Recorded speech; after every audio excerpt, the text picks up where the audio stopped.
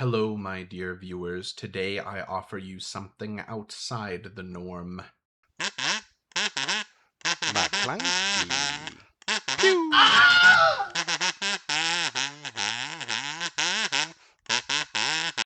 I am going to be doing a deep dive into the recent update posted by CG Crumb.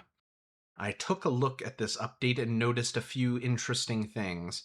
He claims that it is a, quote, minor server update to remain in compliance with, quote, Brazilian law. Now, the keen eyes amongst us may have noticed their reference to player level 999. It has been long speculated that CG may attempt to increase the player level cap, and many of us thought they may go as high as 100. However, it seems they have their eyes set on something far grander. Level 999 added to the game soon.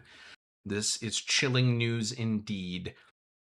Now, I did do a little bit of deeper dive into Brazil, since I'm not sure what exactly they were referencing initially, and I discovered that Brazil is actually the name of one of the endings of Five Nights at Freddy's Ruin. Now, digging a little bit deeper into why it is called Brazil ending, I discovered that it is actually a reference to a film. Now, I was wondering, why would CG Crumb be referencing Five Nights at Freddy's? And it got me thinking, Five Nights at Freddy's had a recent crossover with Dead by Daylight. Similarly, Star Wars has had a recent crossover with Fortnite.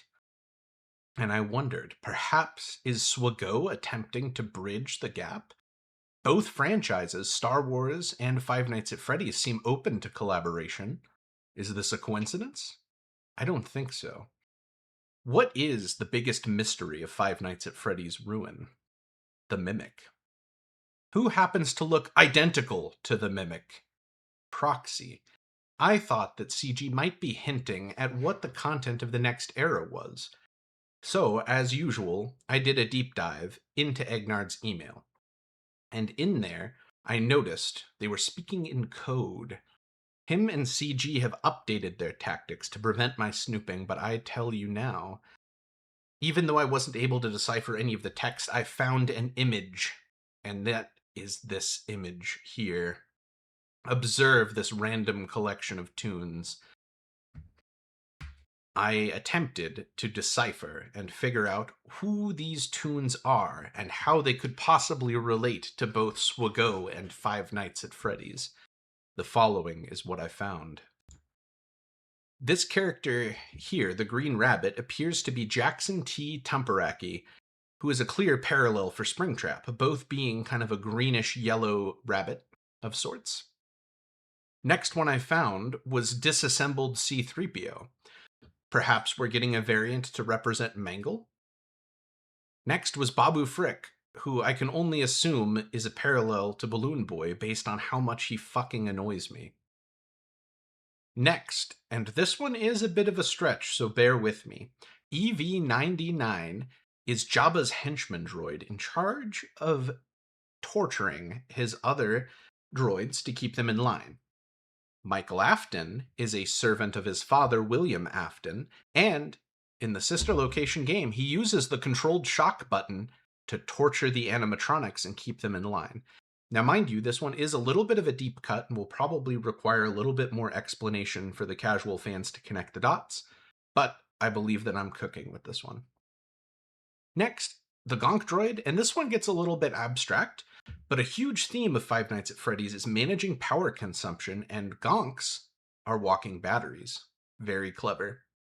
Now, this one also seemed like a little bit of a stretch, comparing the Diagnoga to the Blob, but you can see the little head popping out here, and similarly, Funtime Freddy's head pops out of the bundle of wires in the Blob. Similarly, the Dianoga is kind of in the secret spaces, popping up from the trash compactor. The Blob is seen going around the Mega Pizzaplex, going through the walls and kind of snooping around. And this is the big payoff. Proxy is the Mimic M2. Not just in reference, but I believe that Proxy is the genuine mimic from Five Nights at Freddy's. Star Wars happened a long time ago in a galaxy far, far away, and FNAF takes place in the 80s or some shit, I don't remember.